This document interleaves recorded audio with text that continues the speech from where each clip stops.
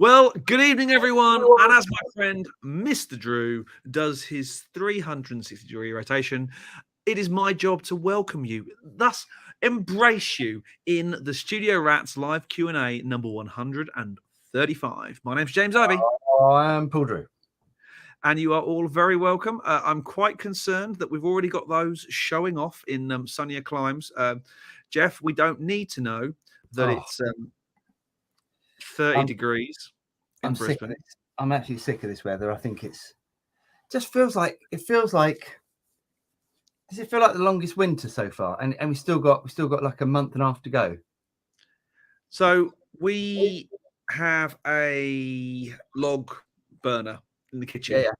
Yeah. And every kind of like November, December, or the last two, because we've only been in this house, this will be our second winter, bought they refer to it as a truck of logs, like a tipper truck of logs. Yeah.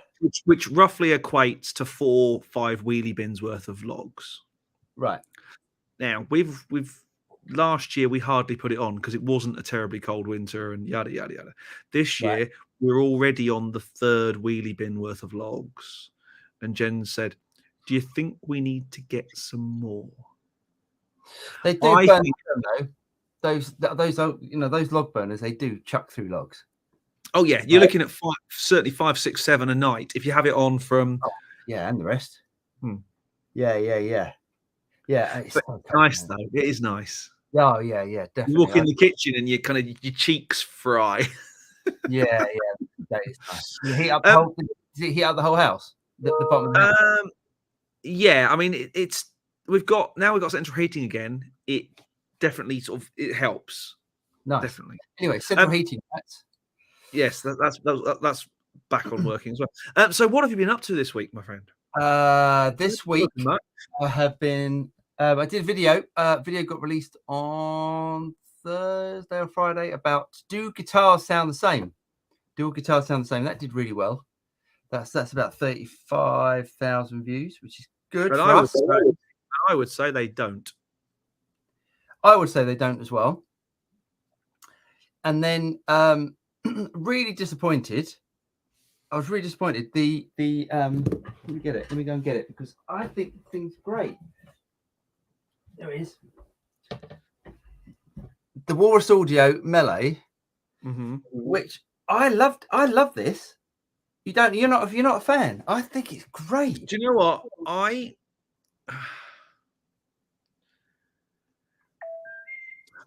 can see where you're going with the inspiration processor. I kind of get that, but to me, it all sounded a bit the same. I know that that's gonna not do us any favors with Walrus Audio, and I'm really sorry, Walrus Audio. You did some amazing stuff, but it all just sounded a bit the same, and I was like, it's not. I think maybe, and so you and I said this off air. Maybe if you're the studio guitar player trying to come up with some really original sounds and some original parts and stuff, then it is, say, an inspiration station. But that's what I think it's for, because it's the thing you have on your studio board, because obviously it's got a joystick on it. You're not gonna. It's really, it'd be really easy to knock it with your foot. Yeah. Incredibly easy at a gig. It's a studio machine. That's what it's designed for, I imagine. And it's probably not just for guitar. It's probably for keys and stuff as well. But I think it's an absolutely. I mean, I think it sounded. It was. I plugged it in and it was playing sounds that It's not that I don't know how to get. I've never got a good reverb going into an amplifier, a distortion reverb going into an amplifier, or a reverb coming before the distortion going into an amplifier that makes it sound that actually has some definition to it. And I'm not saying you can wash it out completely, but I think it's brilliant. And I'm not just saying that because Walrus Audio asked me to make it. I think this is one of the favorite things that I've ever reviewed.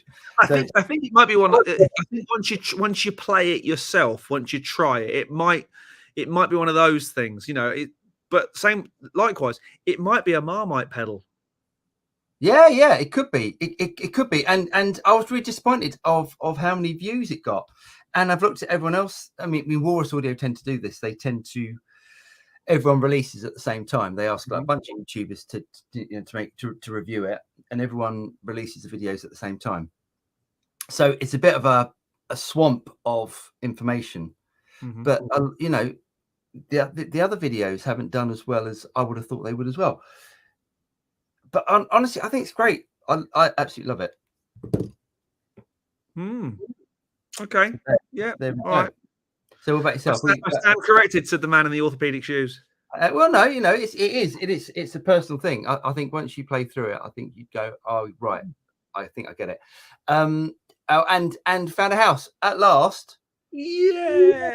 If there was the equivalent of an Instagram filter that put a champagne cork and stuff, I'd put it over the top, but there isn't. So yeah, there we go. The only thing is it's a doer-upper, and I can't believe the price of the houses in the New Forest. It's just, but it does look like you haven't got to do much work to move in. You can move in and be comfortable and have it could be a slow burn. It doesn't have to be a all or nothing. Yeah. I'll end up getting a bit obsessed and trying to get everything done at once. But anyway, yeah, what have you been up to? I'm trying to think what I've been up to. I mean, but making videos. Did a couple of different videos for Antelope this week on drum recording with some new toys. I have, excuse me, but I only got one at the minute. Yeah. A little while ago, someone reached out to me and said Antelope have discontinued the Verge mic, which is their small diaphragm pencil condenser, and I went, no, they haven't. Turned out they had, and they replaced it with an even smaller small diaphragm pencil condenser. This is the Edge Note. Right. And if you're thinking it looks an awful lot like other American branded small diaphragm pencil condensers, then it does. It's got a pad on it and it's got a bass roll off and it's a small diaphragm, but it does work really well with their software, with their modeling software. And it, for a small diaphragm pencil condenser, it can sound like a much bigger mic, which is good. So I'm doing some videos with that. A couple more to go this week that I've got to get through, and some other stuff on just general recording technique stuff. Once I've got those out of the way, then I've got a few more to do next week that gets me back up to speed, and then I can concentrate on some new rat stuff because I've just been a bit behind with a little building project I've had on the go. And then yesterday I had my first client-attended mix session here. Nice. Which was kind of scary because I haven't actually had any clients in here yet. And it went really well, and they were happy and sounded good. And there were some problems we had to overcome with the mix and with stuff, but most of the pre-work I'd done, they were happy with, which is great. Can't ask for much more than that. And he bought me lunch and went home happy. Nice. A little bit of tweaking to do on that. Nothing special. I'm going to run it through the APB because it just makes things sound better. There we go. Nice one. And yeah, all good. Should we do questiones? Let's dive in. Let's get on with it. We've already done Jeff's one because he's depressed us all by saying 30 degrees. 30 degrees. Cool. Daniel says, good evening, rats, from a cloudy but warm 19 degrees, North Carolina. That's nice. I'd take 19 at the moment, if I'm honest. Oh, God, 19's perfect. Pet, he says, been playing some Tommy Emmanuel. His finger work astounds me. Evening, Pet. Yes, Tommy Emmanuel is redonkulous. Yes. Larry North's in the house. He says, bonjour, Rat Pack. Hope everyone is having a good week, and to you. I should also thank my man Greg for bailing me out last week while I was in Germany. Oh, yes. Yeah, absolutely. Can't talk about that, unfortunately. I'll be able to talk about it soon. Okay. All very exciting. Shep, evening, Shep. Zach, greetings from Venice, California. Oh, nice. Venice, is that where we go? Is that where the pier is? No. Where's that? No. The pier we go to was I want to say Manhattan Beach we went to. Was that what's the bit with the really nice houses? Is that Manhattan Beach? Well, Venice Beach is like that. Malibu is the bit where most people think of. Yeah, but that's the other end. That's right. Yeah. The other end. Venice Beach, I don't know, but where we were was, I want to say, it was nice there. I want to say Manhattan Beach. It was. That's the place where Steve told us to go, and it was really nice with all the houses out right on the. Yeah, really nice. David, go on. I was going to say something. I've forgotten. What was I going to say? No, it'll come to me. Okay. David also says, "Evening, legends. Evening, David.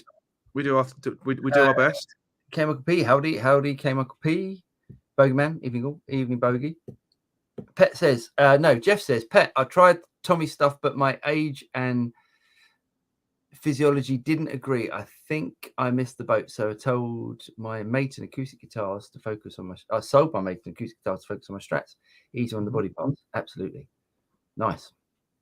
Larry says, I thought the Walrus sounded bang on. You two, who's gonna ride? Awesome sounding thing. Cheers. Yeah, cheers, Greg. I loved it. That's nice that Greg likes it. James not so keen, but he's got no taste. Kathy Baker says, hello from Memphis, Tennessee. Lovely. US, I have a Boss Katana Artist Mark II. How do you get rid of the high-end fizz? I would, if that was the problem, I would be looking at putting. Is there a graphic you can put in last thing in the system? Yeah. Yes. It's the thing is, Kathy. There's so many elements to the. Are you finding it fizzy when you're adding distortion? Are you finding the brown channel fizzy? You finding the lead channel fizzy? You finding the clean channel fizzy? Okay, a little tip. I need to know what. Let us know. Do you play clean, distorted? What do you find fizzy? And I can help out. I'm sure. And also, Kathy, it is possible with the name Kathy. You are the only girl in here this evening. Woman, female.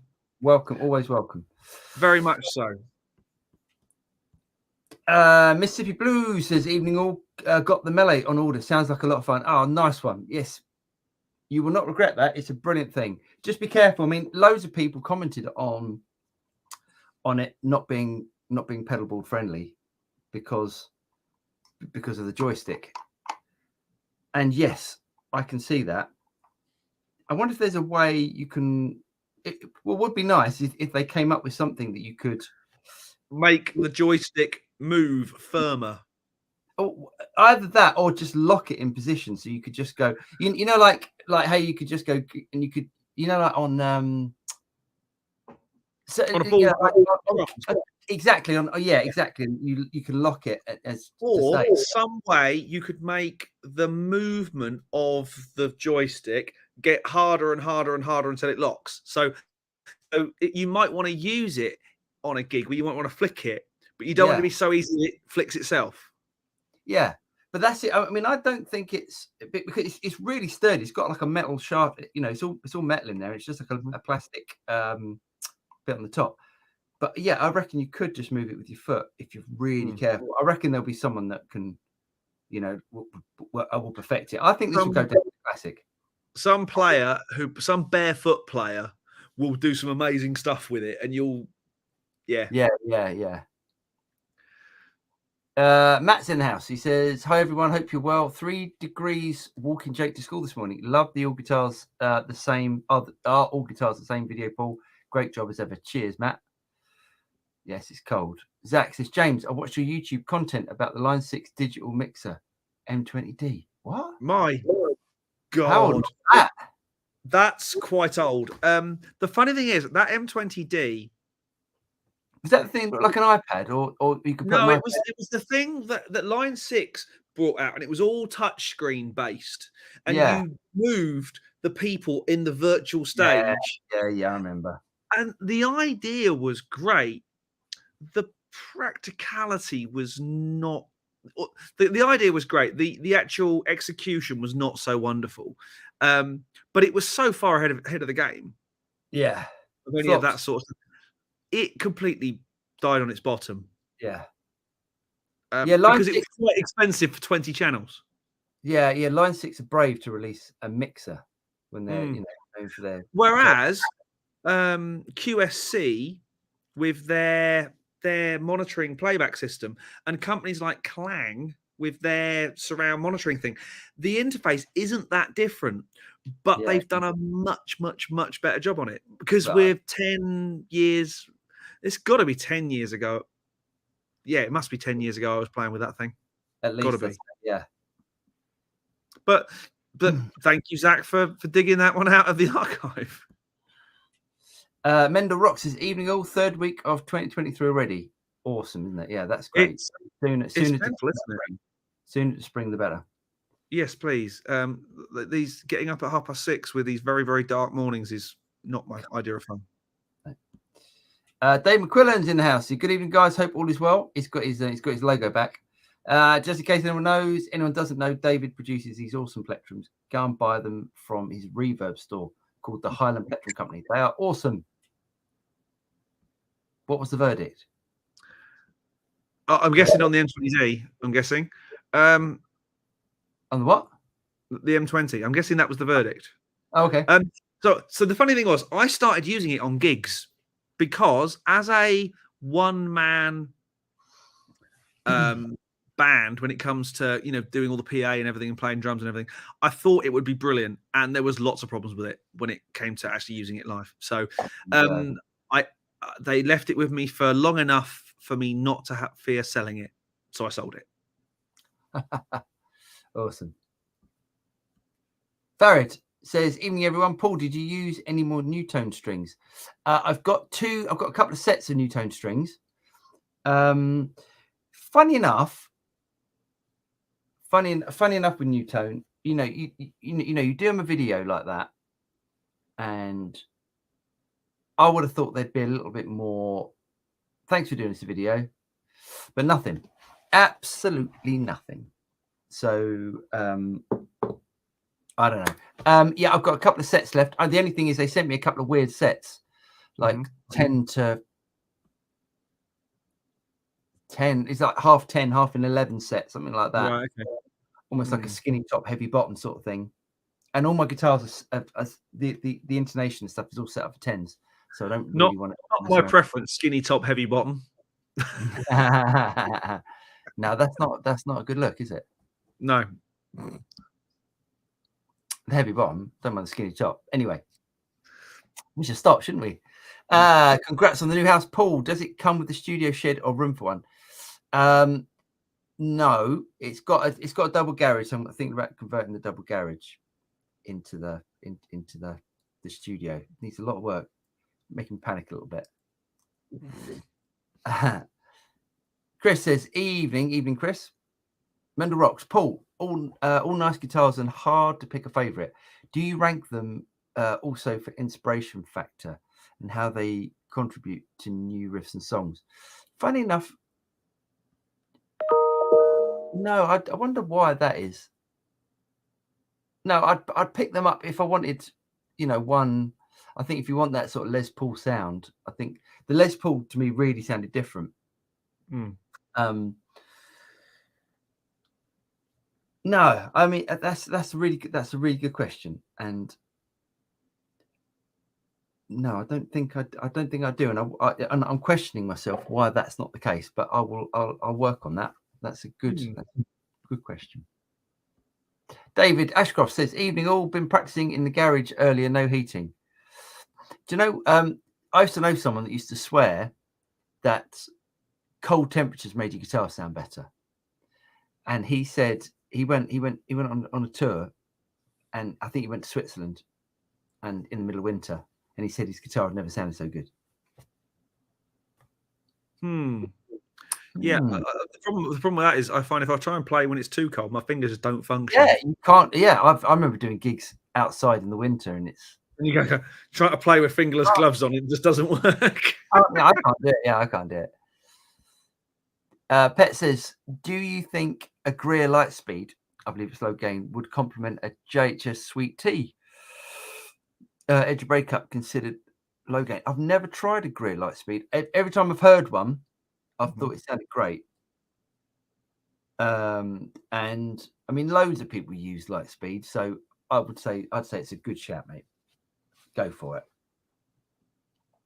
24 degrees in Florida. Nice. Shredded. He says, I want to offer promotion of your channel. Okay, yeah. No, sorry, I didn't see what that was. Yes. No, we don't need it, mate. Thank you. Pet Moxie, Jeff Cook, just keep at it hard. Yes, we will. And you should, yes. Paul McKinnon, Fitness and Nutrition says, hello, Mr. Drew and James Ivy. Did you manage to convert your pink semi to the jazz instrument in the end? Pink semi? No, funnily enough, it's there. There it is. It's been out this week a little bit, being a rock and roll machine. So actually, it hasn't. Although I was noodling on it tonight before we came on air, and I went, I really like this thing. So yeah, I found some flat wounds on the shelf that I'm going to put on it, and yes, I'll turn it into a jazz machine. Bogeyman's done a. Hang on a second. I shall scroll down. Cheers, Bogey. Muchos kind. He says for the TSR Studio Financing Funds. Thanks, mate. I need every penny I can get. Do you know what? I instructed solicitors today. Yep. Over $5,000. That was painful. What's that about? Over $5,000 to sell and buy a house. Yeah. And then you've got stamp duty on top. Yeah. I mean, I don't know if America has this, but we have to give the government. How much is it? Is it 3% or something? Yeah, it's a lot. I mean, we were very fortunate because we got in the stamp duty holiday, which saved us 6 in the end. 6? Oh, mate, yeah. I'm not even going to tell you how much I'm giving to the government. Oh, it's a lot. It's a lot. It's like a new car. It's like a good new car. Anyway, yeah. Got it. Boom. Kathy Baker, Fizzy, usually when adding distortion to the crunch channel. Okay. Don't use the crunch channel. Use the clean channel, and I mean this honestly. And we'll talk about it in a minute. Because I've got the new one there. They sent me the new one. Ooh, with the new Wazza speaker set and stuff. Use the clean channel and add overdrives or distortions into that. It's honestly the best way of working. I've gone through all the different channels and all the different combinations of stuff, and I've done loads of videos on that, on why the clean channel is better. But the clean channel works really well using all the overdrives and distortions. In my opinion, the blues driver, which doesn't necessarily sound exactly like a blues driver, a Boss blues driver, because it's a creation of that. Oh, the irony. It sounds, to me, that's the one you want. And you can do anything from sort of mild gain to, really sort of tight high gain using that pedal. And it works. To me, it actually works better than a blues driver, because the blues driver can get quite chunky, quite flubby. Well, it stays really tight inside the Katana. Nice. Hope that helps. Great stuff. And yeah, use your presence control and try that first. If that doesn't work, come back to us and we'll work something out. Safety says, hello, good evening. Any expectations or guesses or rumors about exciting news for NAMM 23? That's a good question. I can tell you one piece of exciting news. What's that? At least 50% of the studio acts will be there. Yeah, you're booked in, aren't you? I have booked my flight, booked my accommodation, booked my car. Hopefully, time allowing, my good friend and colleague, Mr. Paul Drew, will also be there. So one evening, depending on if we can, if there can be a studio act get together of those, even because NAMM is now a public show, or it can be. You can basically buy a ticket now. Oh, right. I didn't know that. Oh, great. Okay. So if anyone on that in that part of the world, or who is planning to be there, it will probably be, I don't know my plans for NAMM yet, as in what I'm doing. I will definitely be working there. There will definitely be studio rat time, and there'll definitely be time for me to wander around and look at drums, because hey, that's how it works. But haven't heard anything. There will be some exciting announcements. I can tell you one of them right now, but I can't because I'm under NDA. Yeah, but the exciting thing will be, hopefully we'll both be there, and we'll do a meet and greet type thing, and a bar crawl night or something like that somewhere. Sounds lots of fun. Yes, well, it'll be very messy, hopefully, and stuff. And I'll try and stay awake this time. Oh, he does love a little snooze. He loves. He loves going to a restaurant and having a little snooze like an old lady. I fell asleep. I think I had about 2 bites of a burger, and I felt I was. But in my defence, I will say this: I had been up like 4 nights on the trot, editing videos through the night to try and get stuff out the next day. Not much fun. And I'm clearly making excuses. So this time I'm actually going to enjoy the show and see some of it and stuff. Yes. Right. Go. Kathy Baker says, love your channel, especially the boss videos. Cheers, Kathy. Thank you very much. I'm glad you get something out of them. Phil Hoy says, hey, both. Katana question. My headphones sound a bit fizzy. We're having lots of fizzy. Extra distorted compared to the normal amp sound. Both are relatively new. Is this common? Is there a way to solve this? That's a good question. Depends what Katana you've got, Phil. Plug it into. You need to plug it into the Tone Studio software, and just have a look at what output you've got. I tell you what I'll do. I mean, I haven't got the Katana plugged in at the moment, but I can load the software up, and I can quickly show everyone how to do this. We like this. Offline mode. Right. Let me share my screen. Here we go. Yeah. Okay. Can you see it? Yep, we got it. Okay. Go into. Make it full screen. Yes, of course. Yeah. Go into system, and you've got line out settings, and I think this is now for this also controls the headphones as well. Okay, so you've got three choices. You've got record, live, and blend. Make sure it's on record. Shouldn't sound busy. That's basically then using the IR, as it were. Yeah. And you know, now you've also got these custom settings inside the Katana, depending which Katana you've got. So you can actually choose. You can actually create your own custom setting.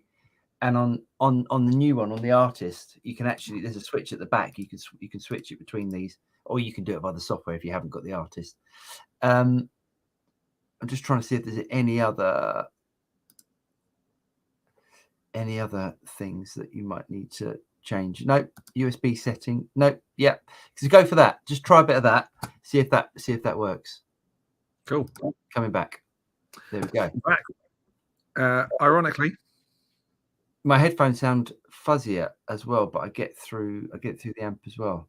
Yeah, Kathy, are you using the internal speaker in the Katana? Have you got a head? Have you got the combo? Because you know, if you're are you literally just taking a line out and then plugging it into your interface? Sounds like it's the same problem as Phil's having. So it could be that. It could be that. Oh gosh, I've got to try and pronounce his name. Nectarius Conteleon. Yeah, Conteleon. Yeah, I'll go with that. Yeah. I'm sorry if we butchered that, mate. He says. Or it's either it could be Contolian. Contolian. It could be. It could be. It's a good name, whatever. He says you guys have one of the most amazing guitar tones on YouTube. Congratulations. Oh, thanks, mate. That's very kind of you. I'll take that, mate. I'd totally take that. Thank you. Right, boom. Atari Wolf says, James, do you worry that in the future AI technologies will affect your music business? Nah. Life's too short to worry. I think during our lifetime, it will definitely take over. So we will not need. You're always going to need to record. There's always ways of recording, and you know, if a band want to get together and record, that's always going to be in a studio like James's or something similar. Yes, in the future, we're definitely, you know, the need for mixing engineers is not going to be as needed, and that's going to get better and better and better as we go on. Although, you know, you could say that about guitar amps. You know, someone that makes guitar amps, you could say that. You know, do you think that the business of guitar amps. Yes, it's going down, but there's always going to be people that want guitar amps. There's always going to be. I think, say personally, I will continue to do what I've done during my 25-year, career as a professional musician, recording engineer in the industry. You make calls on what you're doing at the time. I didn't start off making videos for YouTube and things like that, because guess what? There wasn't YouTube. I didn't start off thinking I could write articles for websites, because quite frankly, when I started playing drums and doing gigs and stuff, there weren't websites. So yes, AI has come a long way. I mean, companies like iZotope have been employing artificial intelligence, machine learning, excuse me, call it what you will. And it's genius. Does it replace an engineer or a mastering engineer yet? No, because there are things that those people can do, experienced people can do, that the machine learning can't do yet. It can't make a judgment call yet. And that's where people will always, it can't listen to reason and go, oh, we'll do it anyway yet. Yeah, absolutely. So there's things, there's definitely ways that stuff like iZotope RX and iZotope, that the mix, what's it called? I've forgotten. I used to work for them, for God's sake. Will help and do help now. Am I worried about it in my music making career? Probably another. Let's conservatively say another 30 years of doing it. No, I'm not bothered. And at the at the end of the day, the dare I say, the press, the journalistic side is more what you're doing more than mixing and recording. Totally, yeah. And people are always going to be interested in gear. People are always going to be interested in like the latest microphones and that sort of stuff, whatever. Did anyone in 1983 at BASF or any of the tape manufacturers, were they concerned about this new thing coming along, hard disk recording? No, they weren't. Should they have been? Clearly. I think you go into these things blinkered at your peril.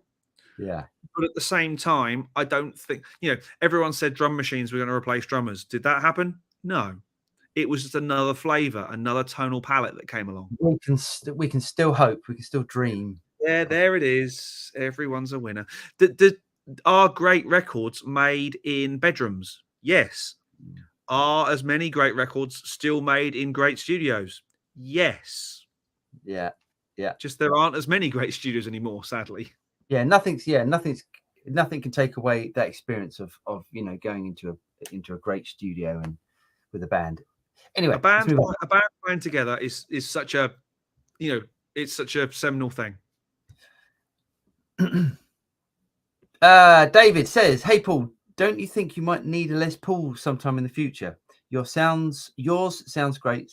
Sounds great, and if you sell it, you might have to spend more if you ever get another one." Yeah, no, I do agree. It is a really good. I remember when I bought that Les Paul, and I tried out loads, and it's a great sounding Les Paul. I don't like the neck pickup so much. I might change that if I keep it. Yes, it's just a Les Paul, and someone put it in the comment actually. A Les Paul, I can't play a Les Paul as well as I can play a Telecaster or a Strat or that sort of shaped guitar. And someone said in the comments, I find a Les Paul really awkward because it keeps slipping down on your lap. And if you look at me in the video, I'm constantly I'm nudging it up, trying to get it back into position where it's comfortable. They're constantly just sliding out. I don't find them comfortable. I really like the way they sound. I really like the way that, someone that plays like Slash, you can't deny that's not a great tone. Do you think, I mean, there's the old phrase, isn't it, that a camel is a racehorse built by committee. Do you think that a Les Paul is one guy's vision of how guitar should be and actually it was flawed? No, I don't think so. I think it's if you play Les Paul, if that's what you play, if you're a Les Paul player, you just, you pick up a telly and it's just like, what the hell is this thing? This, it feels awkward. It's bigger. It's, it's point. It's like, it gets in your elbow. I think it's what you're used to. And I think, if I played Les Pauls all the time, and I would tend to set up an amplifier for a Les Paul, you pick up a Telecaster and go, this sounds horrible. Yeah. But I'm a telly player or a Strat player. I'm a single coil player as such. And I tend to set things up in that sort of way. And when I plug in a Les Paul, it just goes. Isn't it funny? Normally, when I'd set up an amp, I'd set it up with a Les Paul or something humbuckery. Isn't that funny? Yeah. My first guitar I grab is something with humbuckers. That's funny. That would be the last guitar that I grab. It's because I want clarity. I don't think, humbuckers. They're not. They haven't got as much clarity as a single coil. Isn't that funny? That's good. Yeah, that's a good point, David. Yeah, it's a good point. James Green says, if you stamp duty is the size of a good new car, then I can only assume you're buying this mention. No, not at all, man. I wish I was. It's just where I'm moving to is ridiculous prices. But you thought Cranley was expensive. It's unbelievable. It's unbelievable how much more. Yeah, because I live in an inexpensive part of Surrey, of the UK or whatever, and it's even more expensive down there for some reason. Because it's in the New Forest, so it's how can I explain that? Building is very restrictive, so you can't build on it, and it's a stunning area and all that sort of stuff, and it's quite, it's very green and stuff. Anyway, if there's anyone that's in the New Forest apart from Lee, give us a shout, because it'd be nice to meet some guitar players down there. Nectarius says, kindly share your thoughts on the clean tube amp sounds. Everyone promotes classic Fender amps with 6L6s, but I tend to like more EL84 equipped amps for cleans. Where do you stand? Exactly where you do, my friend. Exactly where you do. I tend not to like 6L6 style amps or Fender style amps. So for those of us who don't speak Valve, 6L6 equals Fender, EL84 equals Vox. EL84 is Vox, yes. And EL34 is Marshall. Marshall. So traditionally, this is all tradition. Traditionally, this is the way that things are. And actually, the power amp valves don't actually make as much difference as we associate them to be. So a Fender amp is a different circuit to, say, like a Vox style amp, as is the Marshall style amp. But we tend to, class these amps as a 6L6, the EL84, EL34 sort of style amp. But for me, EL84s because, and 34s, EL84s because you've got the, it's not the EL84s that give the chime, but we tend to associate, the Vox sort of style edge of breakup. Think of, there it is. Everyone take a drink. There we go. Think of the edge. Think of the edge. That Vox, that great sort of Vox clean sound, to me is, I just prefer that sort of sound than the clean American sort of sound. Whereas, I've got to go visit Steve next week because of the what amp, but also that Music Man being solid state front end, tube back end.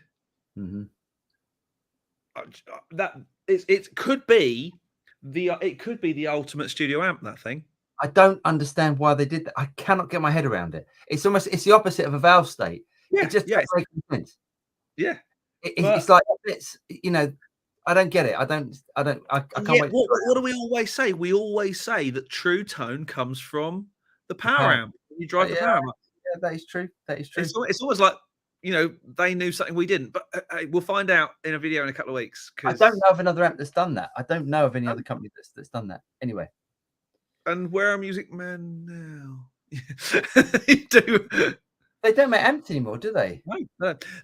Interestingly, speaking of Music Man, as we nearly were, So in a couple of weeks, let me just check the dates for you. The weekend of the 25th, 26th of February, so a month from now, I will be at the. Hang on, I'm just making sure the Birmingham Guitar Show. The Birmingham Guitar Show. It's actually called the UK Guitar Show. It's the Birmingham Guitar Show. It's the Birmingham Guitar Show. It's a new venue, or certainly a new venue to me, so it'll be quite good. Oh, nice. Hopefully. So yeah, if anyone's coming along, we'll try and get a gathering together somewhere of the Rat Pack. I'd like to go. You staying up there? Yes. Yeah. I might go. Okay, great. I'm there all 3 days. Obviously, got set up and stuff. So. Oh yeah, of course you have. Yeah. Yes. Nice. But that'll be fun. So if there's anyone around for that one, we'll set up a drinks thing or something, and it'll be good fun. Yes, nice. Lee says greetings and good evening, and greetings to you as well, Lee. We should go greeting. No, we shouldn't. No, never rip off somebody else's catchphrase. No. MD Nasir Ullah says, hi, just bought the TSR Boss GX100 tone pack. Could you please share what is the best way to monitor my sound from the Boss GX100? I have Steinberg UR22 interface and KRK Rocket 8 speakers. So just plug them straight in, mate. Plug it straight into the front of the Steinberg into your line-ins. Use the line-in, obviously. And you should be good to go. Yeah. The sound set up for that, I think, as opposed to plugging into an amp. Yes. Rub Smoke and Sauce. He says, okay, I've got a gold top with cheap P90s, which I like, but I can't help feeling if I shell out, I love the guitar more. Your experience. This, I would say, if you like the guitar, it's worth doing. If you think, for me, I always find that when I buy a guitar and I don't like the pickups, this is not every time. This has happened a few times, and I change all the pickups. I tend to go. I still don't like the guitar. I don't like the guitar. Yeah.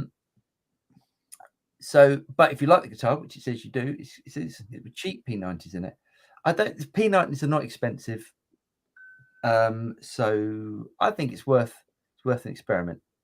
Define not expensive for a good set, and what is a good set of P90s? I mean, you can pay probably. I mean, I don't even know actually. But then they're the price of a single coil, around that sort of price. So you're talking 50 quid a pickup as opposed to. But then you could go to Lola and probably spend 150 quid a pickup. Right. So, but I think it's definitely worth experimenting. If Iron Gear do a P90, which I suspect they probably do, they would be a good shout, I would say.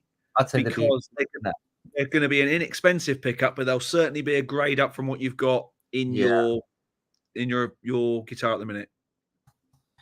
I'm doing because those Iron Gear. I'm well impressed with those Iron Gear pickups in my 335. My nearly 335. The Iron Gear do something called the. Should I share my screen? Oh, I'm doing it. Okay, good. Here we go. Iron Gear do. Oh, look at this. So they do the Platinum 90s, and they're 31.95 including VAT. That would be where I'd go, I think. And then if you find that didn't do the trick, there's probably not enough difference between a set of Iron Gears and something costing 2 or 3 times that. P90s are funny things because there's not a lot going on with the P90. Yeah. So I don't know how much difference there is between a cheap. These aren't a cheap set, but a cheaper set, something like this, and Lola's, which are going to cost you a lot more. I'd go for a couple of them. I think that'd be a good shout. Coming out. Yep. Sweet. William says, good evening, Paul and James. I'm looking for a delay pedal. Can you guys recommend a good one? Regards, William. It depends on your price. I would always go, and because it's such a versatile thing, TC flashback. So if you want a delay pedal that does lots of different things, lots of different sounds, the flashback, I don't think you can go wrong with a flashback. If you want a, okay, I'm gonna grab a couple. Mm-hmm. Let's grab these two. And you can probably pick a flashback X4 up for under 100 quid on eBay. Oh, yeah. Where are you based? I'll have a look. I'll have a look. You're based, I've got a X4 that I don't use really anymore. They're really good pedals. If you're based in the UK, give me a shout and we'll sort something out. Okay, so if you want so flashback's great, as James said. Yeah. Let me grab the X4. The only thing about the X4, it's big. So it takes the X4 on eBay is going for 175 quid. See, that's the thing. But the thing about the X4 is that it has presets on it, so you can store. Is it 4 different, or is that just for the? I can't remember. 4 different. It's 3 different delays and a tap tempo. And a tap tempo. That's right. Okay. So you see, you can have presets on here, and they're really good. They sound really good. If you want something a bit more boutiquey, I wouldn't even say boutique. This isn't boutique, I would say, but it's expensive. Is the UA Starlight really good? Really nice. Really good. Or if you want something a bit more boutique and a bit more see, my favorite, I keep saying this, but my favorite delay pedal is a Memory Man, which is no, who made Memory Man? You'd never want to use one live. You'd never want to use one live. No, Electro Harmonics. Like an old Memory Man, they sound so good. They've got like modulation built into it, like all of these have. But anyway, so that's like a new Memory Man. It's Clockwork. Yeah. By J Rocket. Built like a tank, sounds absolutely brilliant. So that's my favorite delay pedal. Not that one. He likes it so much, it's still in the paper wrapping. Well, at the moment, I'm using mainly, the Axe effect. So it's yeah. But what was my point here? Pedal delay. Oh pedal. Yeah. So I do this every Wednesday. I get loads of stuff out, and then I come in on Thursday and go, I've got to tidy all this up. There we go. Right, go. Aiton's in the house. It's evening all, joining from new digs in Sussex countryside. Nice fun. I thought you were moving to Cranley. He is. His house isn't ready yet. Oh. He's got to work this week. He helped me out with a leveling issue that I was having. Nice. Fantastic. If you ever want to find out about compliance and levels and metering and stuff, ask a post engineer. Best way. Oh yes, absolutely. Lee is in the house. He says, "Evening, chaps. Evening, Lee. Nice to have you on." I've posted the links to the show, so if anybody wants to come in and join us in real time, they're down a bit further down the chat. But you'll all be very welcome to come and join us. Ned says, "Good evening, everyone. Again, hope you're doing splendidly. As for AI, why not train AI to run shops and other work and let people have time to make art and do science?" That's a great idea, isn't it? How good is that? The only thing is, I don't think that's quite a nice thought and idea.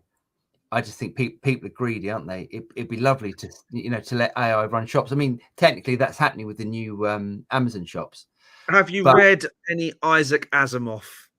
Well, yeah, but this is it. What tends to happen is that people then just, companies that own the shops go, well, hold on a second, we're making money, so we don't need to pay anyone. So we just got this. So we end up with a poor workforce, don't we?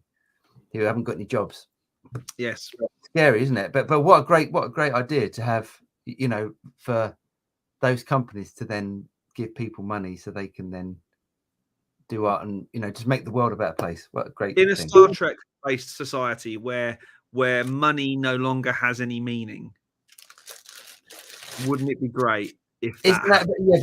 I don't want to get all political, but isn't that basically a communist society. I'm pretty sure Gene Roddenberry didn't foresee the Federation as and Starfleet as being a communist state. But hey, moving swiftly. Jeff Cook, a new gear day. No, is this guitar day or gear day? I bought a Fender Rumble 40 studio bass amp. A real bassist would look down their nose, but it's great for what I want. It's like a Mustang amp for bass. I actually use a Mustang bass with it. Nice one, mate. They're great. We've got one kid at one of the rock schools I teach at who turns out one of those, and they've got a lot of poke for a relatively small bass amp. So fantastic. And there's also that whole kind of, if it makes the right noise that you want, who cares? Absolutely. James is frozen in a not the best, I wouldn't say not the most flattering way. He says, James, reset yourself, mate, because you've frozen in a nasty way.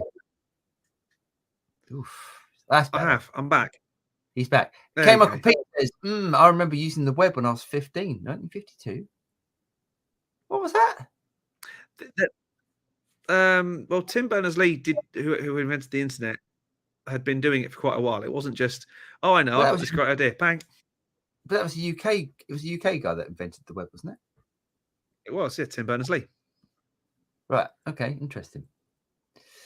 Lee says, anyone got any views on the DSM Simplified Deluxe version? I made the mistake of delving into videos on it, and it looks very interesting. May have to try one. I think I didn't like it. I mean, sorry, I haven't tried it. I didn't like the way it sounded. Sorry, you're gonna have to unscramble that. DSM. It's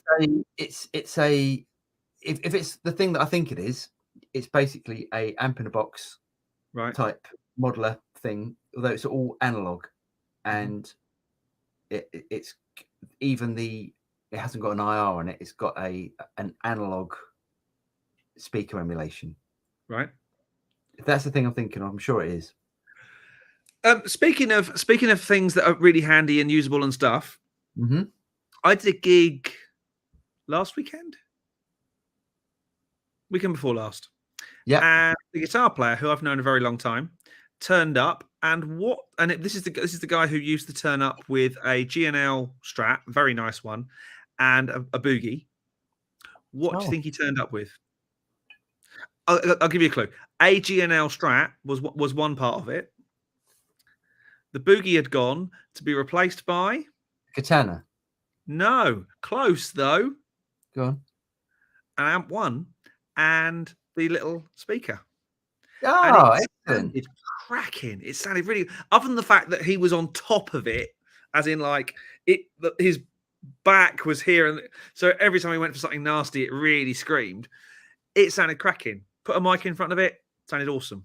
I love the Amp 1. You talk about the little 1x12, the little portable 1x12. I did not like that speaker. I did not. It sounded good live. I will say that in this particular environment, it cut through nicely. It had some real top end to it. Oh, great! But I was like, yeah. Do you know what? I've now worked with someone who's used one of those live, and it sounded great. Yeah, all the tones were awesome. He's a genius. You know, the guy Thomas is an absolute genius, and he's got an Amp X on order as well. Has he? Yeah. That should be out for NAMM, shouldn't it? Yes. That would be really interesting. Yeah, I mean, I think lots of people are going to be interested in that. I can't wait. If it does, I think it might be worth reaching out to Thomas. Yeah. Finding out if they're going to be at NAMM. Hopefully they will be, and booking some time with him to go through it and do a real deep dive video with him. Yes, that would be a great idea. Yes, that's a good idea. We shall do that. I don't have many, but you know, true. Thanks. Zach Lee says, Paul, please review the Katana Artist Head and the Katana Wazza 2x12. Maybe a comparison to the Katana Artist Mark II. We're doing. Psst, it's behind him. Actually, I'll grab it because it's worth. I'll tell you what. The cab sounds awesome. Yeah. Obviously, the Katana sounds great. It's big. It's the size of a Marshall head. Nice. it's big. Lucky it doesn't weigh like a Marshall head. But, it's really good. I'm really impressed with it actually. The cab is unbelievably heavy. Right. It's so heavy. But it sounds really good. Yeah. Really, and as we all know, 100-watt Katana can do battle with 100-watt. It's louder than a Marshall. It's louder than 100-watt Marshall. Yeah. It's ridiculous. Yeah. Still one of the biggest surprises of, the year, I would say. I know obviously we only just started it, but the last 12 months, that's one of the biggest surprises. So we're doing a video for Boss where we're gonna compare the artist's head with the Matchless and the Marshall. Yeah. Yes. Anyway, yeah. More on that soon. Pit Trap says, "Hey Paul, do you plan to do more amp captures for Tonex, like the Matchless, which was a long time in the top 10 list in ToneNet?" Yes, Pit. Will I do more? Yes, I probably will do more. I need to do more.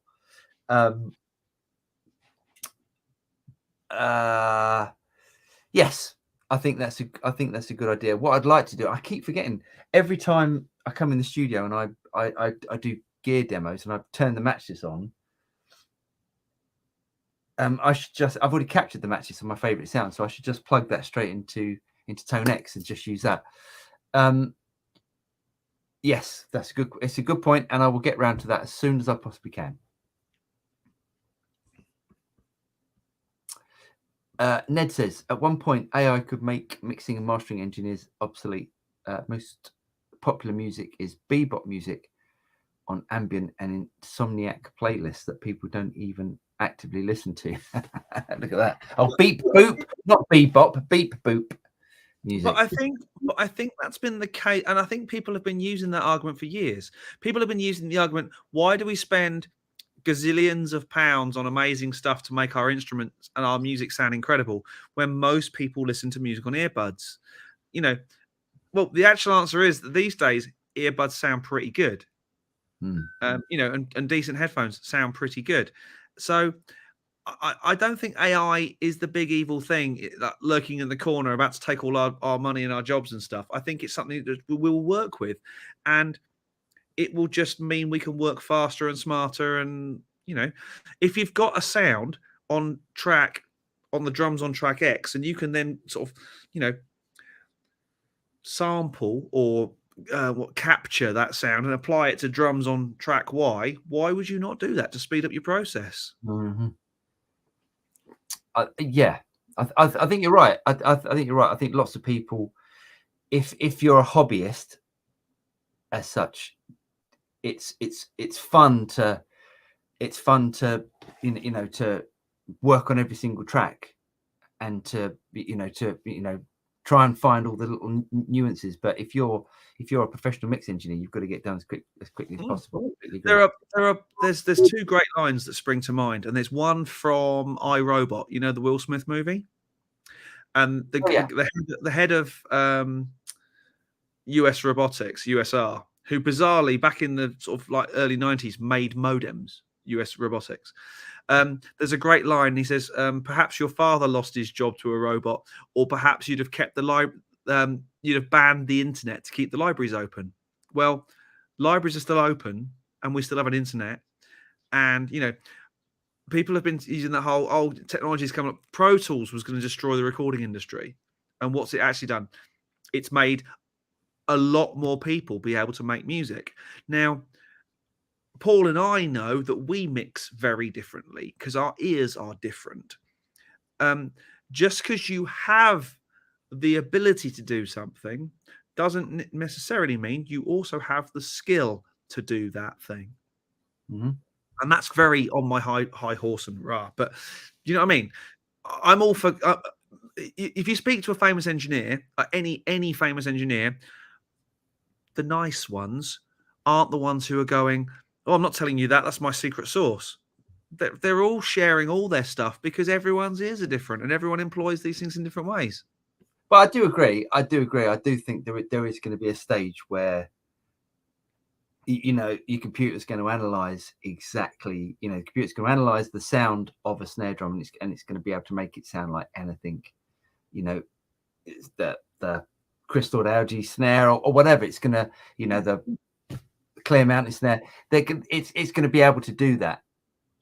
It can sort of do it now, but yes. But am I worried? No. Better and better. Am I grateful to Mr. Moxie? I certainly am. Mr. Moxie, he says, guitar in lap, haven't heard a single word. Guitar down, cold pint poured, sit back. There, what I mate. Good work. Good work. Thank you very much. Cheers, Pet. Hang on a second. Where were we? We were. I think we were there. Boom. Lee says New Forest is a national park, lovely part of the world, and in summer it's full of caravans. This is true. Good luck, mate. I look forward to the housewarming jam. As you're not going to be far, you're more than welcome over anytime you want. And I imagine Lee will be over because borrowing gear, and we'll be doing little gear things. I'd like to try. I've put dibs on one of the bedrooms as well because it's a 4-bedroom house, and there's a little jivey sized bedroom up top. That might be the studio To start with. Yeah, rub, smoke, and sauce. I have a humbucker P90 with cheap P90s, which I like. I can't help thinking that if I shell out on pounds P90s, I'll love it more. I have a HB P90. Harley Benton. Harley Benton, thank you. Well done. Do you know what? So talking about Harley Benton, so we can actually have a Harley Benton moment of the week. They haven't been about for much recently. I was talking to a friend today, kind of semi in confidence-ish, and I can't tell you everything about what we were talking about because again, it would go against stuff. But he said one of the reasons Harley Bentons are so ridiculously cheap at the moment is because our friends in Germany at Thomann have a massive overstock of instruments,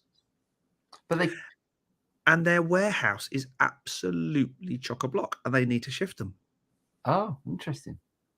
So there's really good deals going on instruments, which is how they can put stuff out for 150 quid, and it's really usable stuff. Right. Interesting.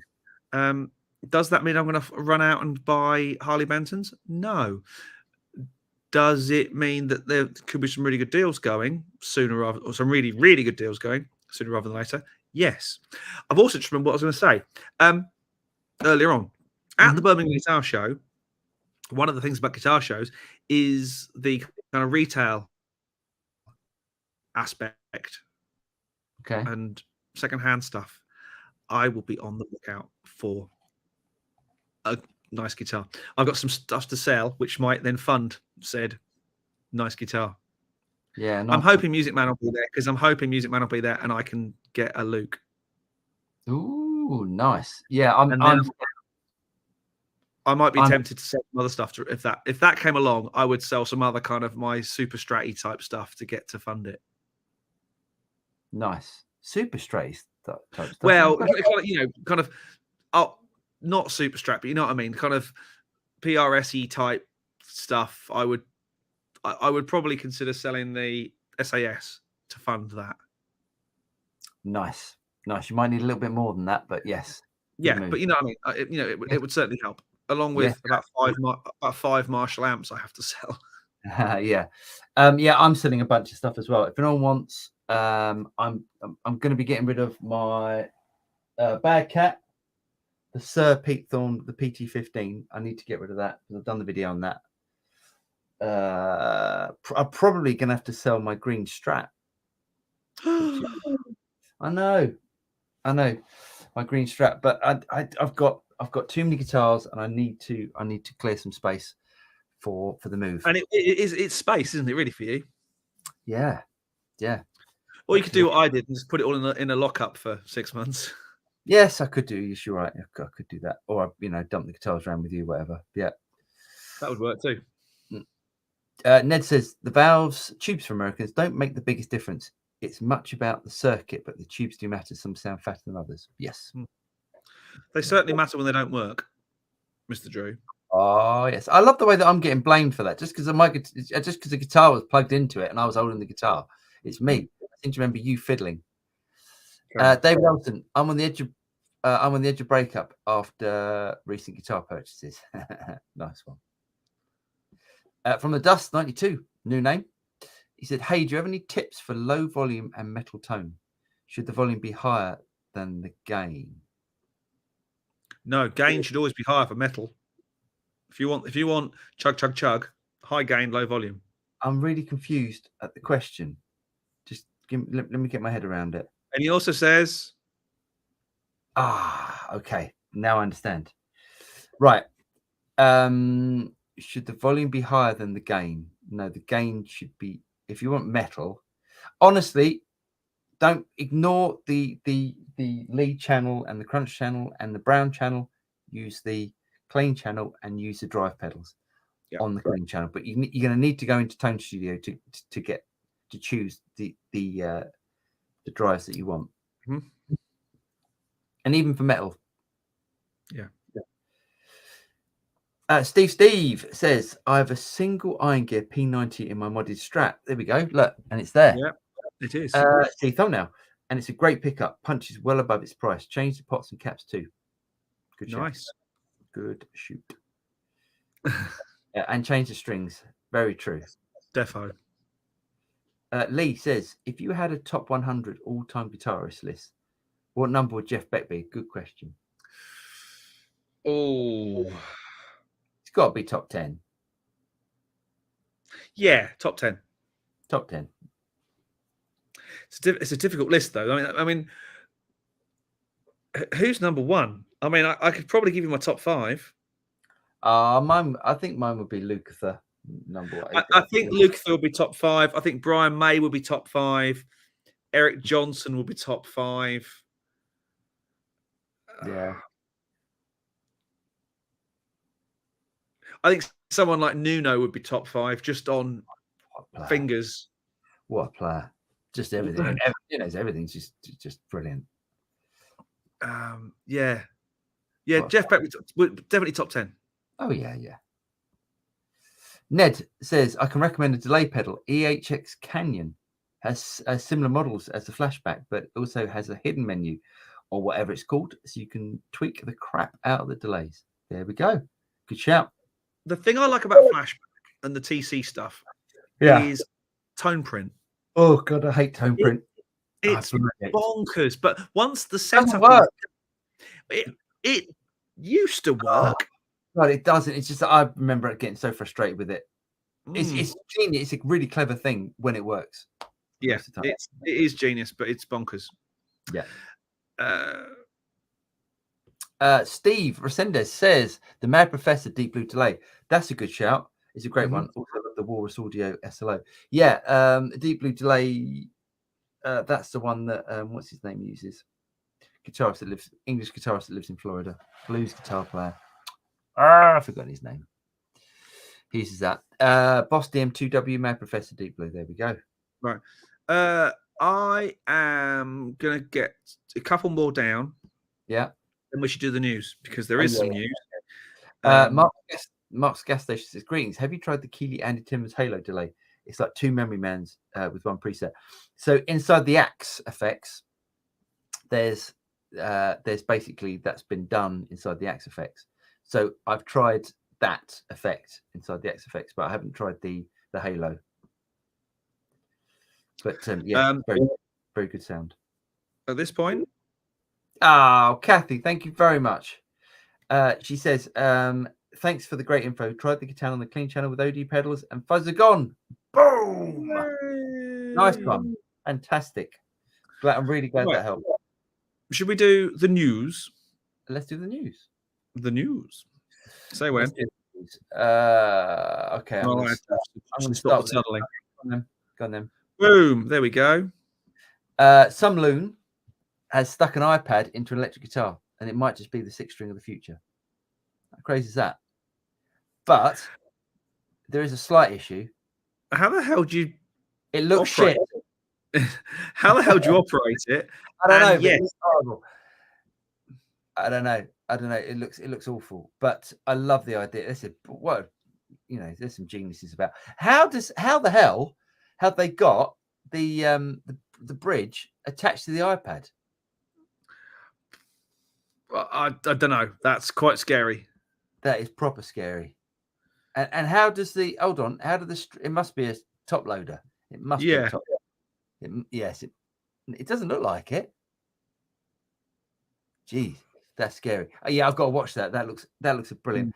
I mean, ignore my videos. Go and watch that. That's a most interesting video. That's brilliant, isn't it? Yeah, I'm gonna watch that. I look forward to watching that tomorrow. Next, Josh Smith and Poly Effects have finally come out with a 2-channel gain pedal that took more than 2 years to make. I mean, I'm sure everyone knows who Josh Smith is. He's just unbelievably good guitar player. And yes, so him and Polly have come up with this pedal, and it's touchscreen, so you can you run your finger up and down on this thing. And I think it changes all the bits and pieces. Nice. Yeah, evolution, isn't it? I guess of someone that's doing something different with guitar pedals. Really interesting. It looks a bit weird. How much? It's really not cheap. It is. I think it's about 300 quid. 399. 400 quid. That's quite a lot. That's quite a lot, isn't it, for an overdrive pedal? There's that. This I thought was interesting. So the Tone King and Philip McKnight. If you don't know Philip McKnight he's a YouTuber. I think his knowledge is vast. And he's great. He's great, and I love his podcast. I go, when I go running, I normally have his podcast on. I absolutely love it. The only thing for me is I don't get the guitar, but that doesn't mean it just means that that's not my sort of thing. It's just too 80s for me. It's just a bit too. I quite like it. You knew I'd say that. So. Funny that. So it's a collaboration with Luca Scalabrin.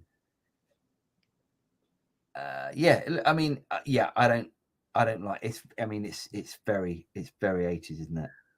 It should say Kramer on the headstock for that safe headstock, shouldn't it? Yeah, I'm not a fan. I'm definitely not a fan. How much I actually quite like the paint job, I must admit. Do you? Yeah, I quite like that. It's everything I don't like about guitars. It's you and me are so different, mate. It's hilarious. It's got Boyd Rose. It's got humbuckers. It's and it's $2,500. $2,500. I mean, I'm not sure. You're not going to be rushing out to buy one, are you? I'm not, but I wish him the best of luck, and I think he's brilliant. I really like Philip McKnight. This I thought was exciting. You can now get a Pearly Gates humbucker for your telly. Ooh. Which I think is really exciting. So Seymour Duncan Pearly Gates, think of it like a PAF sort of style humbucker. It was originally designed for Billy Gibbons in the late 70s. Proper excited about that. I might have to get one of them. Although I don't really want to take the pickups out of my tellies. I really like my telly pickups. Yeah, well, buy a scratch plate. No, that's not in a telly. The telly's a bridge, isn't it? It fits under the bridge. Oh, of course it does. Yeah. Oh, that's. Oh, yes. Yes. So it's not quite as easy as that. Okay. But anyway, there's that. But I think it's pretty exciting. Tools Adam Jones. He's bought one of the Greenie reissues. Right. Lucky man. I really like that. I think that looks absolutely great. I have a problem with Gibson. Yeah. I know several people have a problem with Gibson. They do. I watched the they've been doing some kind of know your collector type things, and there was a Slash one that I found the other day. Yeah. And it's our friend Play Authentic, whose name I can't remember.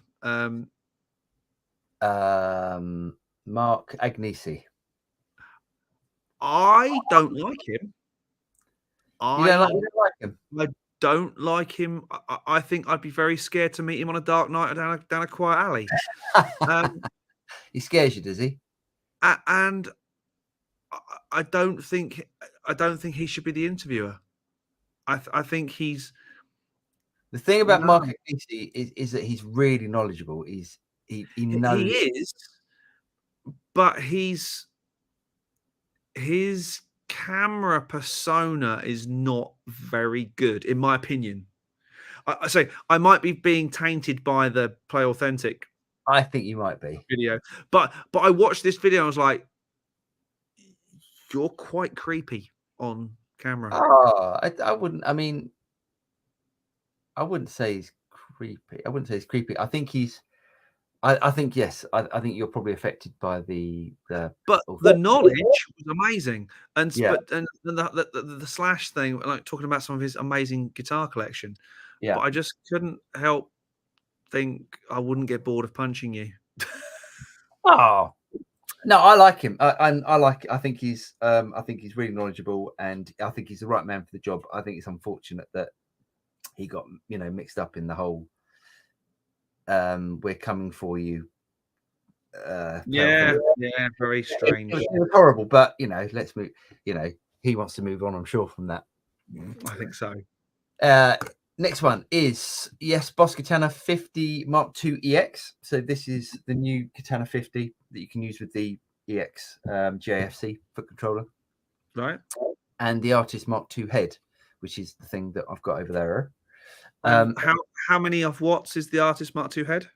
Oh, it's 100. It's 100. Right. Yeah. It's not cheap. The cabinet is not cheap. The cabinet is €700. Right. And the head is €700 as well. So it's a fair pack. Like but it is really good. It is really good. You can plug. Do you know what I've been doing for the last few days? It turned up on Wednesday. It turned up Monday. Did you take it for a drink on Tuesday? I did. We weren't making love by Wednesday. Did you chill on Sunday? Yeah, we definitely chilled on Sunday. Yes, any 90s music fans. But yeah, just pedalboard straight into it. So drive pedals and stuff into the front. Mm-hmm. It sounds great. It sounds, I'm sure there's loads of guitar, amp snobs out there. I don't think you could tell the difference between, that and a great sounding valve amp. And I don't know if the speakers are special. Well, the speakers are special because they're the Wazza speakers. Mm-hmm. But it does sound really good. I appreciate Wazza probably means something in Japanese. So I'm not aware. It does, and I can't remember what it is. But whenever anyone says Wazza anything, all I hear in my head is Wazza. Yeah. Okay, and lastly, the audio the Melee, which I reviewed yesterday, came out yesterday, and I'd highly recommend checking it out. It's not cheap, but it's brilliant. How much is not cheap? It in dollar. Yes, it's $299 or €355. Not cheap, is it? It's not cheap, but it's really good. But hey, I think it's brilliant. Paul likes it. That's fine by us. Yes, there we go, and I'm out. Right, where are we? Let's crack on and work our way through these are questions. Boom. Jeff Rock says the new Boss tape delay and the budget Nux tape core. So what's the question? Did he say? About delay pedal. Yeah, the Boss RE20. I've gotten some. That was a good pedal. You like that, didn't you? Really good pedal. Yeah, really good. Ned says we can set up our society to be Star Trek society, not communist. Though, it's just about being the most productive we've ever been, but very few reap the profits. I'll stop now. There we go.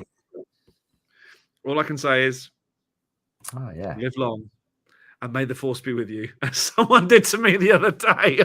I was like, oh my God. I always think Star Trek is just it's the proper geeky side of sci-fi. See, I always think of it as Star Trek is clean and shiny. Star Wars is rusty and dirty. Yeah, I like that. Yeah, there's where space diverges is Star Trek clean and shiny, Star Wars dirty and rusty. Okay, I like that. Dave Brose, I've got nothing. Cheers. Vinny the Lens. He says, hi from Florida. Just wanted to thank you guys for the LSL guitar videos. Bought an HH and love it. Have another with a regular telly pickup on the way. Nice one, Vinny. They were lovely guitars. Yeah, they're really good guitars.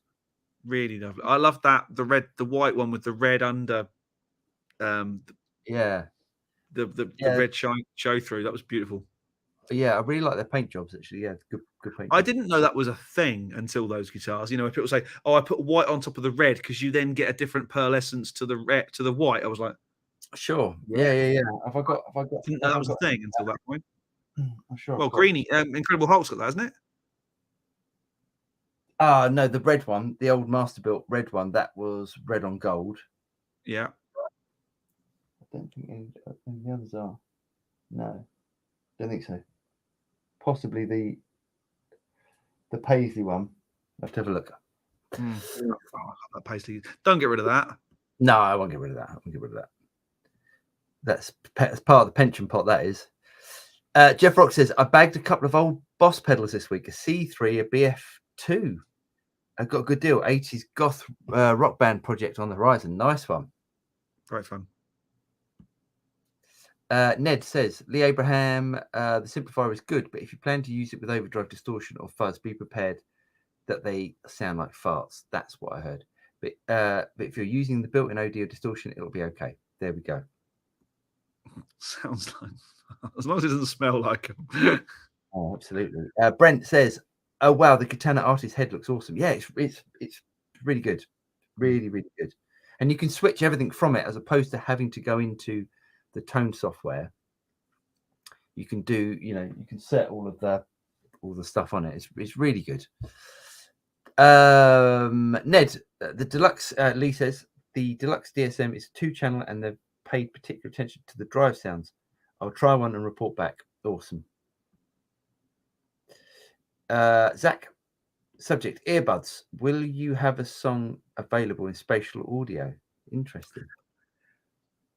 At some point, I am going to equip this room for Atmos. Nice. It won't be happening imminently because, as you can imagine, having to buy 16 speakers is not cheap. No. But I'm working on something that means I won't have to buy them. Ooh. So yeah, and at that point, yeah, I think we'll start to explore spatial audio and putting out some fun stuff.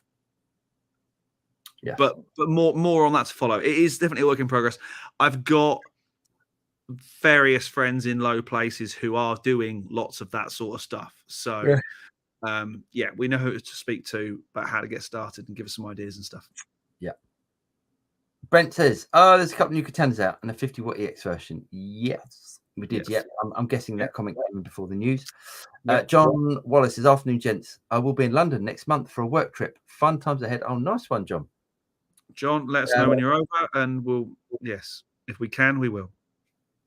Yes. Yeah, we can definitely give you some recommendations of where to go. And where not to go. Denmark Street. Yeah, Denmark. I went recently. It's rubbish. It's not what it once was, is it? No. Pit Trap. Don't sell your bad cat without doing a capture. Yeah, funny that. No, I don't. I won't. Yes, I would want to. The thing is, I don't want to. I don't want to sell. When was the last time you switched it on? Months ago. There you go. You won't miss it. No, I won't. Other than the balance of the back of your shot. Yes, although I can put the Katana there.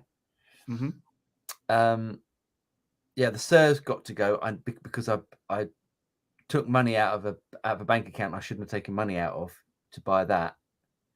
Well, it's only like my tax account and stuff. So it's, you know, before the tax man comes a knocking, I need to put that money back. Yeah, so I need to sell that. Richard, he's in the house. He said, Lee, I own the DSM DLX and it's amazing bit of kit. Probably the best purchase in the last couple of years, hands down.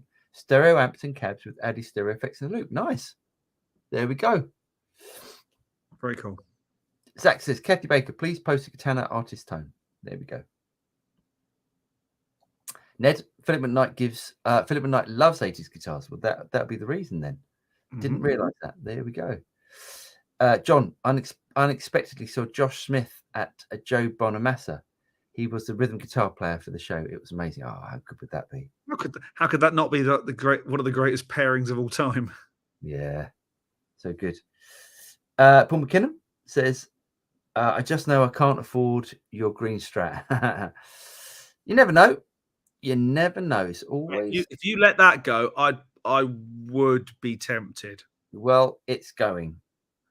It's on eBay, so it's. Oh, is it? Oh, it's got to go. It's got to go. Wow. It's got to go because it's great. I'm just not using it, and I need to. It's not your number one Strat is now that 50. Well, the green one is. The green one to me is a better sounding Strat, but I've got other guitars that do that job. Yeah. So I've got guitars with humbuckers. I've got Les Paul and I've got the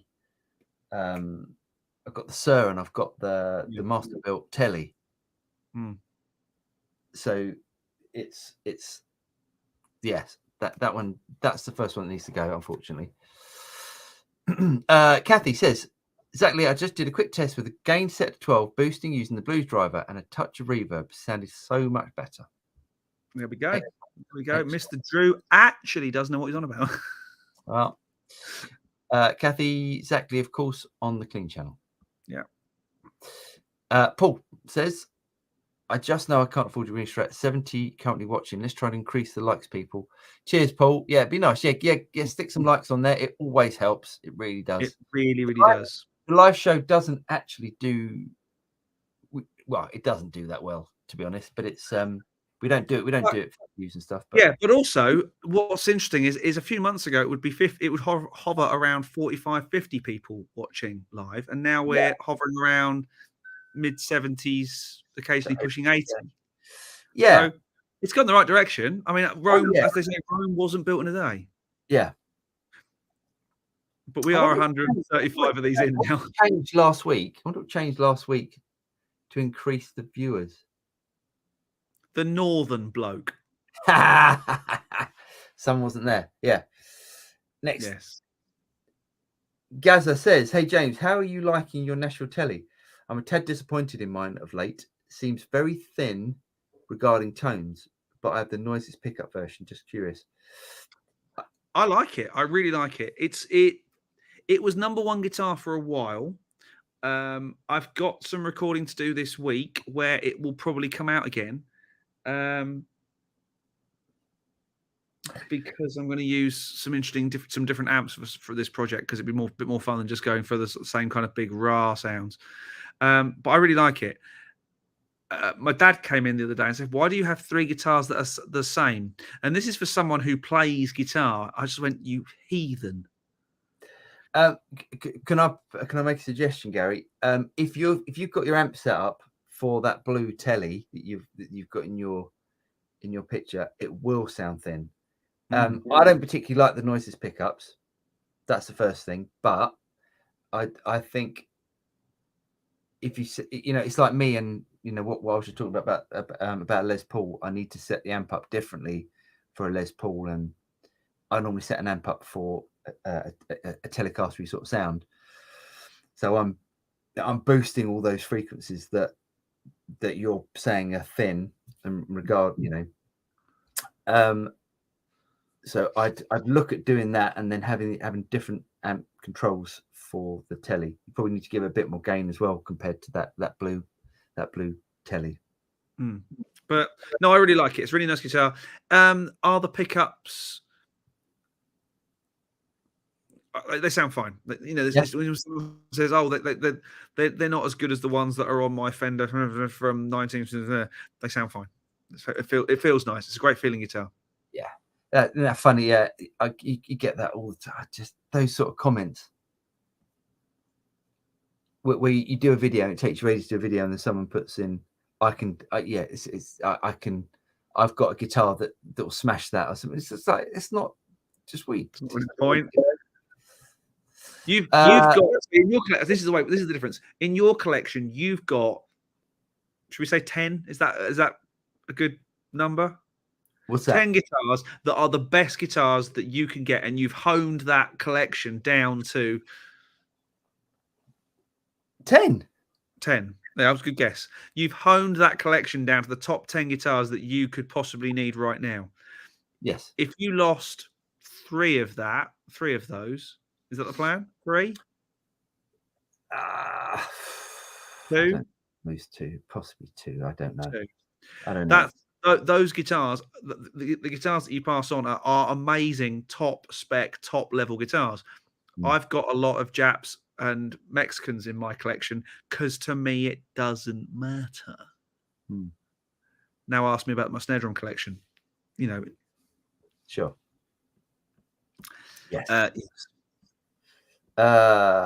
Star Trek was communist. No, I wasn't saying Star Trek was communist. I'm just saying that, you know, like, if money didn't matter, and everyone's got the same thing, that's a communist idea. I wasn't saying Star Trek was communist.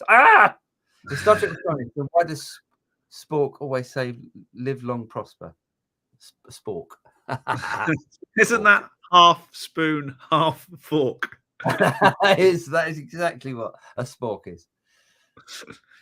Chris P, that was a Google rabbit hole. Wazza Art and Technique. There we go. Yeah. Here's Chris P. Sorry, it's still Wazza. Kathy says, I just traded my Nashville telly for a GNL Asat tribute with P90s. Don't regret it. Nice.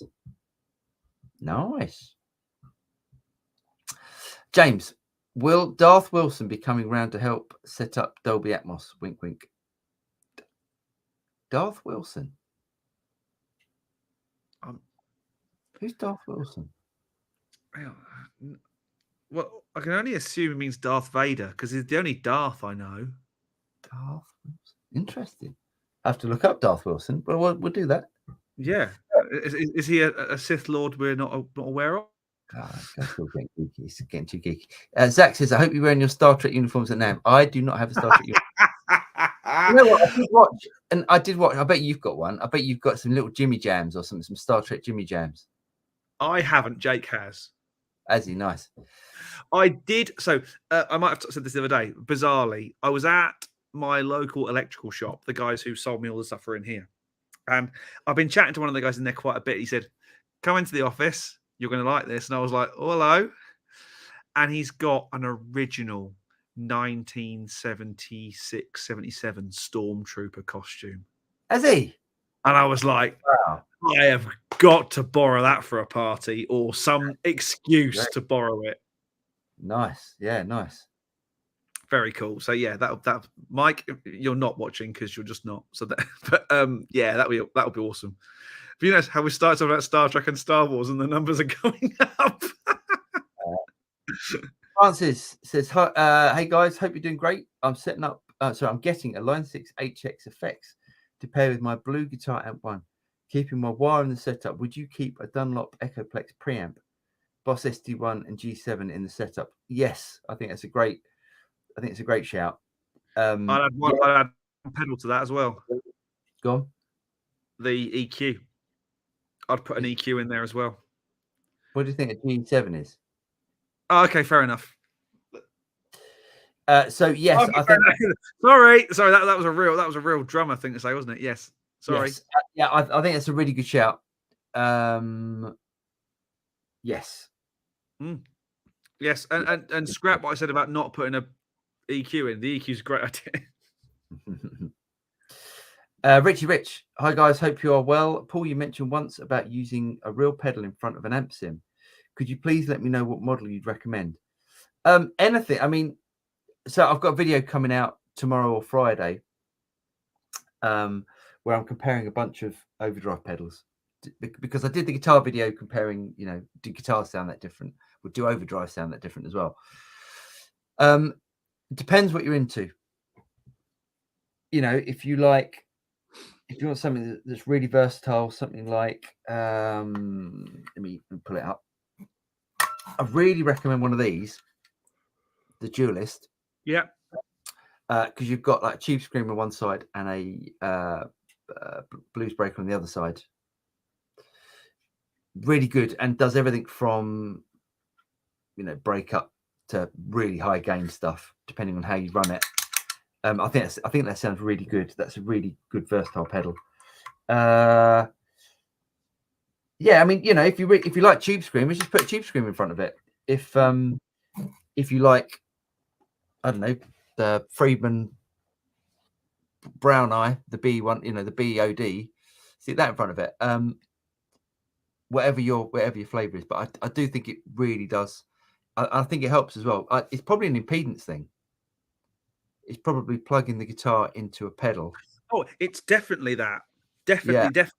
I remember the first sort of modelers and interfaces that you hooked up to a computer. They said you must run it into a pedal first, preferably something with a buffer, because that way the interface got what he was expecting, and you got the guitar tone you were expecting. Which is again singing its praises once more, which is why that bad boy did as well as it did, because the guitar input stage was as close to perfect as any guitar interface I've ever tried.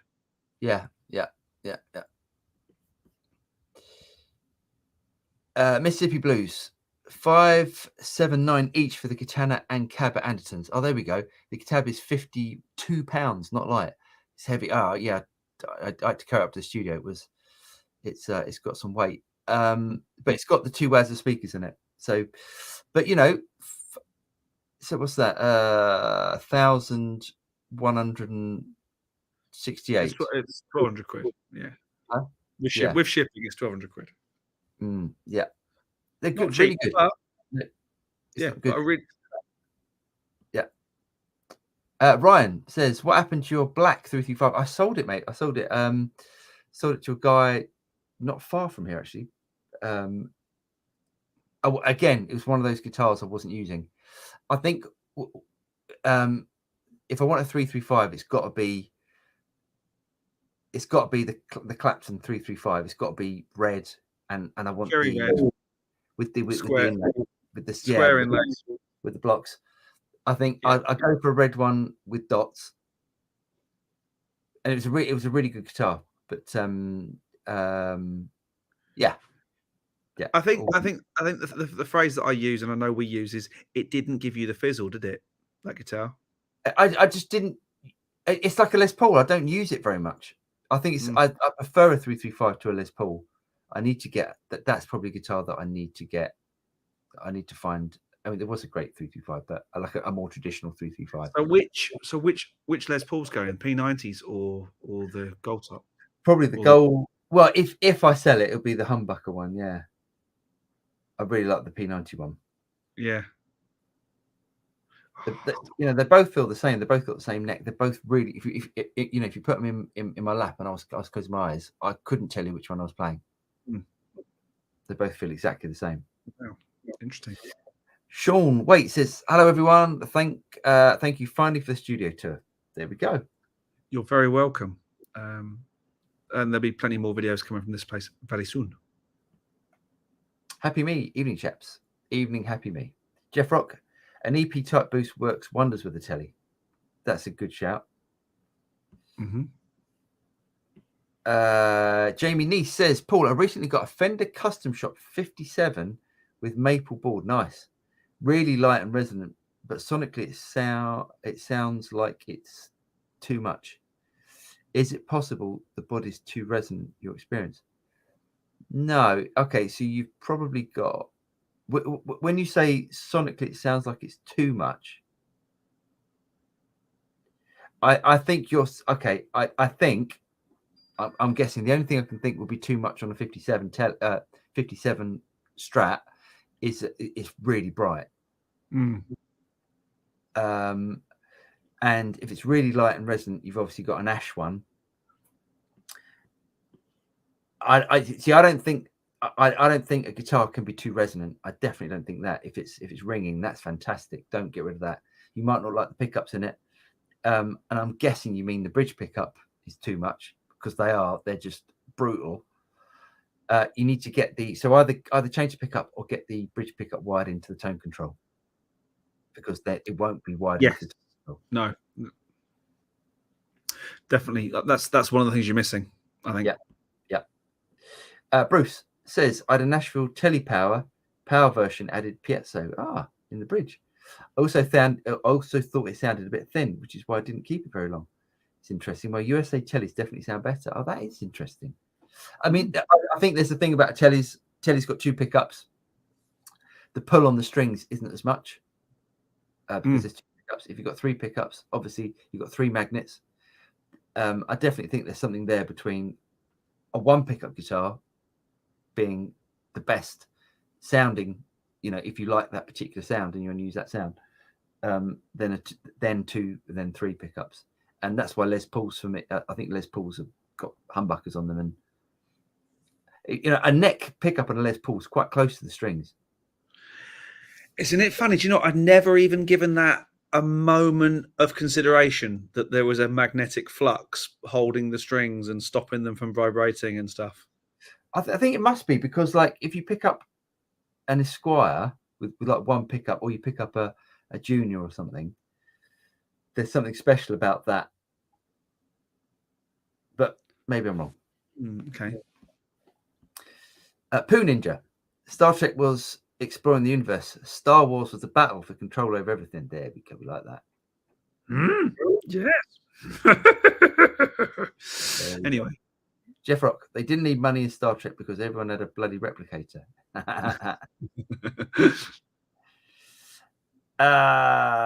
Lee says, lol, James, Steve Wilson, the Sith Lord of Prog.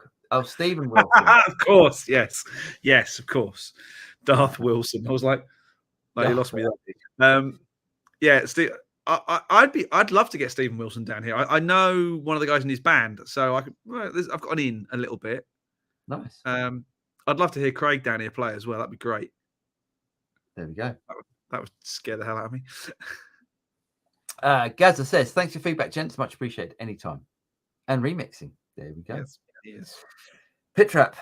For the Luke aficionado, James, there's a guy called Flo who plays a green Luke and uses Tonex amp captures with really good sounds. Check him out. By the way, I got an OLP Luke in red sparkle top. Oh, nice. I've been going on about a Luke for years, haven't I? What's the OLP? I thought it might be like Les Paul. No, he's got an OLP Luke. Don't know. Yeah. I have been going on about a Luke for years. Okay. Yeah. Thank you, Todd. That's very kind of you, mate. He said, good morning, gents. Great channel. James, you must have the best neighbours to be able to build a backyard studio. Respect. Thank you. I have actually started speaking to my neighbours for the first time in weeks this week. So, yes, it seems we're back on. We're back on speaking terms. But thank you, Todd. Thanks, Todd. Yes, indeed. Pooh Ninja. Nothing like staging a lightsaber fight over a parking spot. Yeah, John Waller. I love your guitar tone difference video. It really enforced my thoughts on building out my collection. When I buy a new guitar, I focus on the body type and pickup combinations I don't already own. That's a good shout. Yeah. I tended to go, I want another telly. Lefty Mike just ordered a pair of Eric Johnson's signature humbuckers. Who makes them? Don't know. I would probably say Seymour Duncan, because I know he's always using Seymour Duncan's on his. Oh, interesting. Yeah, I'm guessing. That's a guess. That's interesting. I didn't even know he had some. Anybody having experience with them should be interesting. Never even knew they existed. Nice. Francis says, "Thanks, guys. Would you put them in front or into the loop of the effects?" So I would put your HX effects in the loop and everything else in the front. Yes, agreed. Get yourself the what it's called. It's like the little breakout box. It's a little breakout box, and if you then get the big floor controller, you can basically use it as a loop system. You know, like a Boss ES sort of loop. Big floor controller. Is that the BFC? No, because you know in the old days of ADATs, you had the BRC, the big remote control. Yeah. Where are we? Pedals in front. Sorry. Yes. Yeah. Sorry. Yeah, Lee says pedals in front. I've tried a few drive pedals in front of the Boss GT1. They all sound naff. Don't know why. Converters in the GT1 maybe. Yeah, maybe. Some things don't. Some things definitely don't. You know, some modelers definitely don't like effects. You know, don't like other drives and stuff put in the front. I didn't realize the GT1 was like that. I think you've also got to be careful with probably some of those units about driving too much into the front of a digital unit, because obviously you're going to clip the front. So if you're used to driving, you know, something like a valve amp, I know Lee doesn't really use valve amps, but if you're used to using a valve amp, you can drive the volume into a valve amp, and it reacts completely differently to plug in something that like a digital unit. Matt says, have either of you played a Nash guitar Telecaster? Looks great and not as expensive as a Fender custom shop. Great shoe as ever. I think it means show, but cheers, Matt. And Paul does wear nice shoes. I do like a nice shoe. Nash guitar. Have I played a Nash? I must have played a Nash. every time I look for a new guitar, if I go on eBay, if I want like a Strat or a Tele, I will often search for Nash guitars. So yes, I think they're really good. Check out Brett Pupper. He's got a really nice Nash pink Strat but it's got a Fender logo on it. But yeah, that's a Nash Strat, and that sounds great. That thing. Nice. Max Hodges, Paul, have you thought about at least trying a pair of P rails? No, definitely not. And for no other reason apart from they look horrible. They're like the. I think they're. I mean, I've never tried them, and I'm sure they're brilliant. But it's like you can make it sound like a single coil, a P90, and a humbucker. But they do look a bit. Sean says, don't forget, please like the video. Cheers, Sean. Yes, please like the video, guys. It really does help. It doesn't take long just to give it a little click. It really does help us. Oh, there we go. Max says magnetic drag is a real thing. Okay, go with that. Has a lot of guitars. Ned says, okay, get Stephen Wilson here. There we go. I'll try. He's a busy man. OLP officially licensed product. Oh, interesting. OLP kind of like Squire for Music Man. Okay.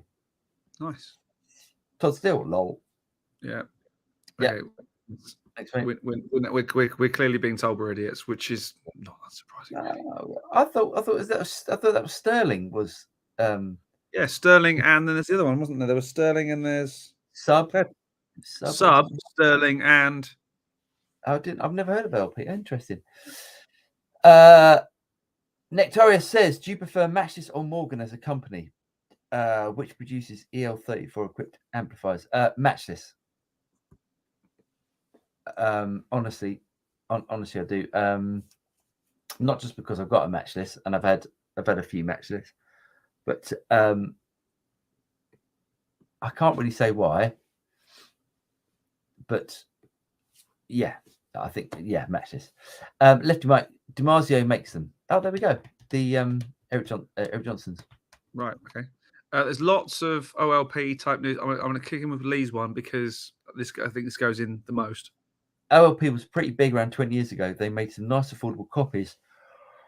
Excuse me. Officially, of course, they did a Petrucci one that looked nice. They disappeared almost overnight. Oh, there we go. Chris Hyde just got a Katana 100. Use at home on 0.5 watts and low volume using Tone Studio, but still can't get good tones. It sounds quacky except when clean. Yeah, use the clean channel all the time. Don't even bother with the other channels. I'm not saying they're not good. They're just I think the clean channel with the drives in front of it, using the drives, are great. David C, have you tried the new UA Sphere microphone? I just ordered a Grossman Fat Cab and want to pair it for guitar. Oh, nice. We haven't used the new ones, but in fact, I was one of the beta testers for the original Sphere, the L22, and it's an amazing technology. And so I've said many times, the fact that modeling microphones is a thing and we're talking about it means it works. Yeah. Much like talking about Axe effects versus pedals. We're now talking about virtual mics or modeled microphones rather than real microphones. Mm-hmm. There are a very small list of people in the world who can tell the difference. I'm not one of them in many cases. David C says, have you? Oh, yes, he said, I've just ordered the Grossman Fat Cab. I'm on a pair of guitar. Funny enough, I think that's something that I've got to get rid of. That's a shame. My Grossman. Yes, it's a shame. It's only stuff.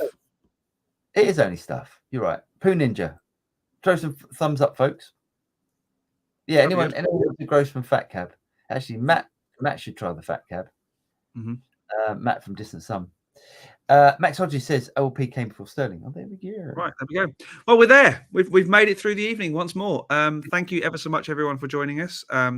Paul will be putting his list together of stuff he's selling for next week's show, and hoping that you lot buy it away from eBay, because that way no one takes commission. If anyone wants anything, if anyone particularly wants something, give me a shout. Because I need to pay for the solicitors. Just wrong that we're saying things like that. So much we didn't cover tonight, as always, but we will get to it, of course, next week. But for now, should we just do Bruce's? Should we just do Bruce's? Yes, hold on. Jeff's before that as well. Yeah, hang on. We've got a few minutes. Let's. Chris Hyde, try maxing the volume level and turning the master right down. That also works. Try that. Paul, after watching your video, did side by side comparing my own guitars, I was really blown away at how different each Strat sounded. 63, 72, and 98, all stock, totally different instruments. Interesting. There you go. We can't go without Ned. Indeed. Thanks, Ned. Very kind of you, mate. So it is time for us to sign off for another week. We'll be back next week with more of the same. So if there's anything you want us to try out, anything you have seen, please do reach out to us in the normal ways, either by comments on any of the videos or hit us up via the contact page on the website, thestudiorats.net. But for now, my name's James Ivey. I'm Paul Drew. And we will see you again very soon. Take care, everyone. Good night. Cheers, guys.